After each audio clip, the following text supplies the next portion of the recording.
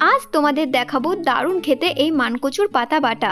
অবশ্যই তোমরা বাড়িতে এইভাবে একদিন খেয়ে দেখো, দারুণ খেতে হয়। এই রেসিপিটা আমার শাশুড়িমা কিন্তু প্রায় করে। প্রথমে এই মানকচু পাতার থেকে এইভাবে ছাড়িয়ে নিতে হবে, তারপরে এগুলোকে কুচি কুচি করে কাটতে হবে। এরপর গরম জলে সামান্য লেবুর রস আর নুন ফেলে সেটাকে ভাপিয়ে নিতে হবে, নালে কিন্তু গলা ধরতে পারে। এবার কড়াইতে 5 ফোড়ন শুকনো লঙ্কা ফোড়ন দিয়ে তার মধ্যে কুচানো পেঁয়াজ আর রসুন দিয়ে বেশ কিছুক্ষণ ভাজতে হবে। এরপর কোরানো নারকেলটাও কিন্তু এর সাথে বেশ কিছুক্ষণ ভেজে নিতে হবে। এবার দিয়ে দিতে হবে কয়েকটা চেরা কাঁচা লঙ্কা বা কুচানো কাঁচা লঙ্কা।